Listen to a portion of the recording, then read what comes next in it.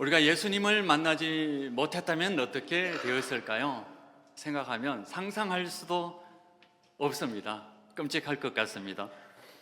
우리가 지금 살아가고 있는 이 세상에는 참 빛이 많습니다. 예전에는 전기불이 없어서 나가면 캄캄했는데 요즘은 저녁에 나가면 너무나 많은 빛들이 있습니다. 빛의 홍수 속에 살아가는 것 같습니다. 그 화려하고 많은 빛들이 정말 우리에게 생명을 주는 빛이 될까요? 그 빛을 따라가면 어떻게 될까요? 우리에게는 지금 필요한 것이 정말 그 빛이 우리에게 생명으로 인도하는 빛일까? 아니면 우리를 죽음과 나락으로 이끌어가는 빛일까? 구분해야 되는 그런 참 지혜가 필요한 시대 속에 우리가 살아가고 있습니다. 포르투갈의 소설가 사라마구라고 하는 분이 소설을 하나 썼는데요. 눈 뜬 자들의 도시입니다. 그 소설을 읽어보면 어느 날 갑자기 아주 밝은 빛이 전 세계 모든 사람들에게 비칩니다. 너무나 강렬한 빛이기 때문에 모든 색깔이 하얀색으로 변해버립니다. 너무나 강렬한 빛이기 때문에 구분할 수 없게 되었습니다. 사람을 구분할 수도 없고 무엇이 옳은지 그른지 구분할 수 없는 백색, 그러니까 맹인처럼 되어 버렸습니다. 지금 이 시대가 바로 그런 시대인 것 같습니다. 빛의 홍수 속에 살아가지만 참빛은 과연 우리가 따라가야 될 그 빛은 어디에 있는가? 우리 믿음의 사람들은 고민할 수밖에 없겠죠. 예수님께서 태어나셨던 그 시절도 마찬가지입니다. 이스라엘 백성들은 참 빛이신 예수님이 오기를 간절히 기다렸습니다. 어느 만큼 기다렸냐? 초막절이 되면 성전에 4개의 큰 등불을 밝혔습니다. 어느 정도 밝은 등불을 밝혔느냐? 온 예루살렘 성이 밝게 빛날 정도로 큰 등불을 4개씩이나 밝혔다, 이렇게 이야기를 합니다. 전설에 의하면 제사장들이 입던 헌 옷을 가지고 심지를 만들어서 불을 밝혔다라고 하는 그런 이야기도 있습니다. 그만큼 그 시절에도 참 빛이 무엇인가? 우리를 구원할 빛은 어디에 있단 말인가? 이런 고민이 그만큼 많았다는 뜻이겠지요. 그런 빛이 있는 시대의 어둠인 그런 세상 속에 예수님께서 태어나셨습니다. 오늘 성경 말씀에 보면 예수님이 빛이시고 그 빛 안에 참 생명이 있다, 이렇게 말씀합니다. 4절 말씀에 보면 그 안에 생명이 있었으니 이 생명은 사람들의 빛이라. 예수님을 본 사람들은 다 그 생명의 빛을 발견했다라고 고백을 합니다. 우리들도 마찬가지죠. 이 성탄절에 나와서 우리가 하나님께 예배드리는 이유가 무엇일까요?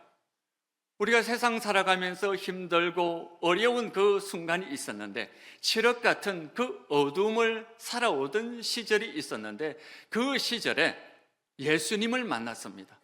그리고 예수님 안에서 우리가 어떻게 살아가야 되는지 그 길을 발견하게 되었습니다. 그리고 예수님이 우리를 이끌어갈 참 빛이라고 하는 것을 깨달아 알게 되었습니다. 그래서 우리는 이 성탄절이 되면 우리에게 오신 주님의 그 크신 은혜를 감사하며 기뻐하며 이렇게 성탄절 예배를 드립니다. 교회는 우리가 발견했던 그 예수님의 빛을 잊어버리지 않도록 많은 장치를 두었습니다. 그 중에 하나가 바로 성탄추리, 성탄목이 되겠죠.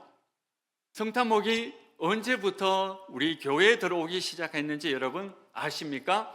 우리 초등학생들 혹시 아는지 모르겠네요. 중세시대부터 우리 성탄추리를 만들기 시작했습니다. 그 당시에는요, 교회 앞에 또는 교회 광장에 모여서 사람들이 일종의 연극놀이를 했습니다. 아담과 하와가 등장을 했습니다. 아담과 하와가 등장을 한다면 뭐가 나와야 되나요? 바로 생명나무가 나와야 되겠죠. 저기 있는 저 생명나무를 세워놓고 사람들은 연극을 했습니다. 그러면서 그 성탄추리가 처음 저렇게 등장하게 되었는데, 아담과 하와가 등장해서 우리가 죄에 빠진 그것을 연극하기 시작했습니다. 그러면 저 성탄추리에 무엇이 필요할까요? 선악과, 정확하게는 모르지만 사과를 저기에 달기 시작을 했습니다. 그래서 우리가 저 사과를 바라보면서 우리가 하나님의 명령에 불순종하였구나, 이렇게 깨달아 알게 되었습니다. 그러다가 사람들은 말씀을 생각하기 시작했습니다. 이사야 11장 1절의 말씀 보면 이새의 줄기에서 한 싹이 나며 그 뿌리에서 한 가지가 나서 결실할 것이다. 우리에게 예수님이라고 하는 장미꽃을 주셔서 죄와 죽음 가운데 살아가고 있는 우리에게 참 생명이 되신다라고 하는 그런 의미로 저 성탄추리의 성탄목에 장미꽃을 달기 시작했습니다. 우리를 구원하신 예수 그리스도를 상징하는 장미꽃입니다. 우리를 위하여 피 흘려 죽으신 예수님의 그 아름다운 모습을 장미꽃으로 상징을 했습니다. 우리의 소망이 되시는 장미꽃입니다. 그러다가 사람들은 다시 우리의 생명의 양식은 무엇인가?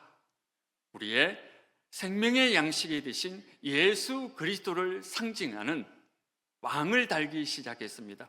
그래서 성탄추리에 저 생명의 양식인 예수 그리스도를 상징하는 왕을 달기 시작했습니다.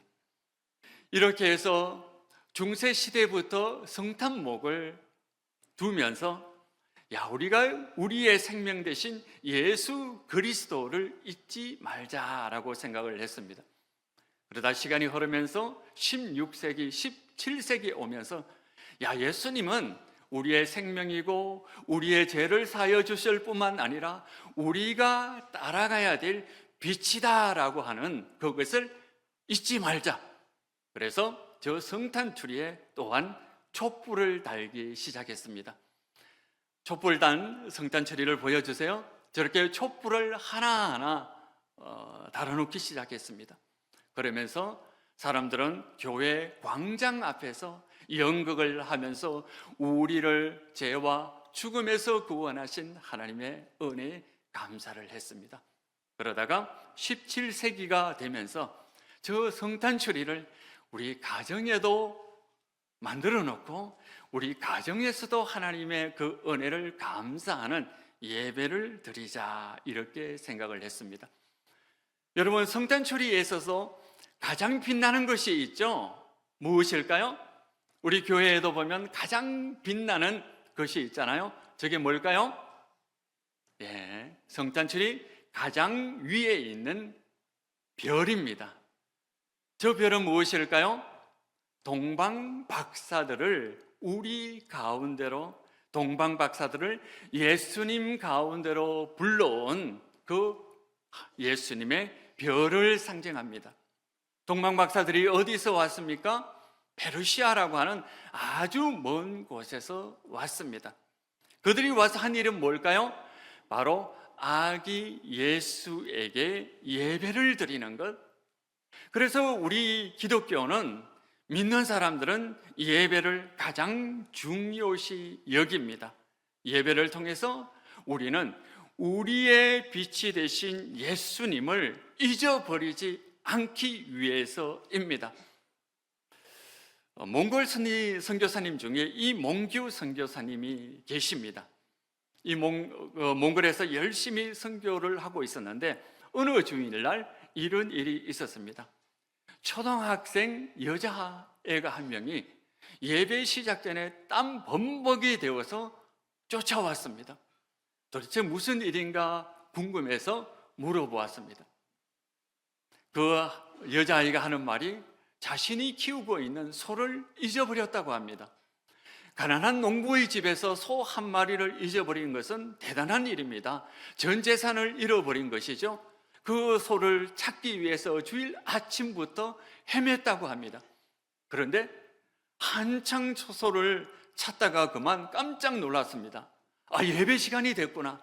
내가 지금 소를 찾는 것이 문제가 아니고 하나님께 예배 드려야지 하면서 저 먼 들판에서 쫓아왔다고 합니다. 이몽재 선교사님은 감격을 했습니다. 이 어린 소녀가 하나님을 믿게 되고 하나님의 사랑을 알게 되어서 이렇게 예배를 소중히 여깁니다. 하나님이 이 얼마나 감사한 일입니까? 그리고 너무나 감사해서 간절히 기도했습니다. 하나님, 이 소녀의 잃어버린 소를 꼭 찾도록 도와주시옵소서라고 간절하게 기도했습니다. 그래서 열심히 뜨거운 마음으로 예배를 드리고 예배를 마칠 즈음에 어떤 일이 벌어졌을까요? 교회 밖에서 소 우는 소리가 들렸습니다. 그 소가 누구일까요? 바로 잃어버린 소녀의 소였다라고 하는 그 간증을 우리에게 들려주신 적이 있습니다. 그 소녀만큼 우리는 예배를 사모할까요? 그 소녀만큼 우리는 예수님께 경배해야 되겠다라고 하는 그런 뜨거운 열정을 가지고 있을까요? 그만큼 우리가 예배를 소중히 여기고 중요시 여기면서 살아왔을까요? 예수님은 어둠을 밝히기 위해서 이 세상에 오셨습니다. 우리가 그 어둠을, 그 빛을 발견했기 때문에, 경험했기 때문에 이렇게 성탄절에 모여서 예배를 드립니다. 그러나 여러분, 우리 내면을 한번 살펴보시기를 바랍니다. 우리의 가슴은 한 평도 되지 않습니다. 평수로 따진다면 5분의 1 정도의 평수밖에 되지 않는 작은 가슴을 가지고 있습니다. 그런데요, 그 가슴 안을 들여다보면 우리의 내면은 우주만큼 넓고 넓습니다. 그 내면 속에 우리는 좋은 것만 가지고 있을까요? 그 내면 속에 하나님의 사랑과 은혜와 감사하는 마음만 있으면 얼마나 좋겠습니까? 그러나 우리 내면 속에는 아직도 어둠이 있고 아픔이 있고 열등감이 있고 상처가 있고 비추어야 될 많은 것들이 있음을 우리 자신이 너무나 잘 알고 있습니다. 우리가 예배를 통해서 우리의 가슴을 열고 어둠 속을 비추어 주지 않는다면 우리 내면 속에 있는 그 어둠이 언젠가 우리의 의식 속으로 드러나고 우리의 행동 속으로 드러나서 우리의 모든 삶을 망쳐 놓을 수 있다는 것을 우리가 늘 생각을 해야 됩니다. 우리가 가슴을 열고 다시 한번 하나님의 은혜의 빛을 비추어 주시옵소서라고 하는 그 간절한 마음으로 우리가 하나님께 예배하며 기도하며 찬양하며 주님의 빛을 모셔드리지 않는다면 우리는 빛의 자녀로 살아가기가 매우 힘든 가운데 있습니다. 우리가 날마다 하나님의 은혜의 빛 가운데 우리 내면 속에 더 많은 하나님의 빛이 비치도록 노력하고 애쓰고 기도하는 모든 성도들이 되시기를 바랍니다. 중세 7세기에 보면 코르비니안이라고 하는 분이 계십니다. 예수님을 열심히 믿기로 유명했던 분입니다. 이분이 프랑스 사람이었는데요, 젊은 시절에 내가 하나님을 위하여 헌신하리라, 특별히 베드로처럼 순교의 정신으로 빛을 전파하는 사람이 되리라 라고 결심을 했습니다.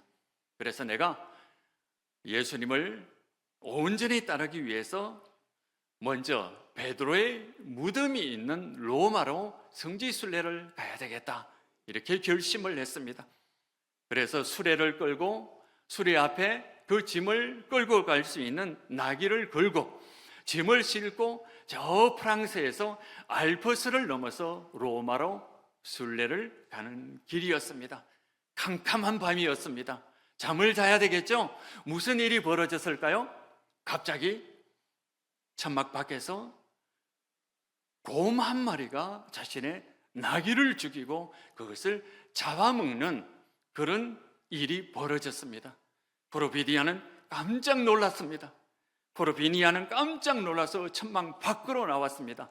곰 한 마리가 나귀 한 마리를 산채로 뜯어먹고 있는 그 모습을 보았습니다. 어떻게 했을까요? 우리 같으면 겁이 나서 좌절했겠죠. 근데 갑자기 코르비니안 가슴 속에 용기가 솟아났습니다. 왠지 모르게 힘이 솟아났습니다. 그래서 코르비니안은 자신의 가슴 속에 품고 있던 십자가를 들고 그 곰 앞에 다가가서 외쳤습니다. 너가 이제 나의 나귀를 죽이고 뜯어 먹었으니 이 짐을 네가 대신에 저 로마까지 끌고 갈 것을 예수님으로 명한다. 이렇게 소리쳤습니다. 그러자 그 곰이 갑자기 순한 나귀처럼 되어서 그 곰이 코르비니안의 짐을 끌고 로마까지 갔다라고 하는 이야기가 있습니다. 황당하죠? 전설 같죠? 그런데 왜 1300년이나 예수님을 믿는 사람들이 이 이야기를 회자하며 다시 생각하는 것일까요? 이 이야기 속에는 깊은 진리가 숨어 있기 때문입니다. 우리가 예수님을 믿고 예수님을 사랑하고 존경하고 그래서 우리 안에 선한 하나님의 일이 시작되었지만 우리 가슴 속에는 아직 저 곰 같은 그런 야수성이 남아있다는 겁니다. 십자가의 그 사랑으로, 십자가의 그 강력한 능력으로, 십자가의 그 빛으로 우리 가슴 속에 있는 그 곰 같은 성질을 억누르지 않으면 하나님 안에서 아무 쓸모가 없다는 것을 알기 때문입니다. 예수님은 우리에게 빛으로 오셨습니다. 우리는 그 빛을 경험했습니다. 그런데도 불구하고 아직도 우리는 우리 자신 안에 어둠이 있다는 것을 인정을 해야 됩니다. 우리 자신 안에 곰 같은 어두운 내면이 있다는 것을 인정을 해야 됩니다. 그리고 겸손하게 주님 앞에 기도하며 예배 드리면서 주님의 빛으로 십자가로 그 어둠을 우리 가슴 속에 있는 그 내면의 어둠을 다스려 주시옵소서라고 기도할 때만이 그 내면에 있는 어둠이 선한 영향력으로 나타나 하나님께 온전히 영광 돌릴 수 있는 사람으로 변모된다는 것입니다. 오늘은 기쁜 성탄절입니다. 예수님의 그 은혜와 사랑을 감사와 축하하는 마음으로 받았으면 좋겠습니다. 그러나 한편으로 나는 더욱더 하나님께 예배하리라, 기도하리라, 하나님의 더 큰 은혜가 필요합니다 라고 고백하며 주님께 더 겸손하게 나아가기를 다짐하는 귀한 성탄 예배가 되시기를 바랍니다. 기도하시겠습니다. 하나님 아버지, 주님의 그 크신 은혜와 사랑 감사드립니다. 주님과 더불어 살아가는 귀한 삶이 되게 해주시옵소서. 우리 가슴이 온전히 주님의 빛을 나타내는 성령의 사람이 될 수 있도록 아기 예수의 그 기쁨과 빛을 온 세상 가운데 나타낼 수 있는 빛의 사람이 될 수 있도록 저희들을 성장시켜 주시고 변화시켜 주시옵소서. 예수님 이름으로 기도드리옵나이다. 아멘.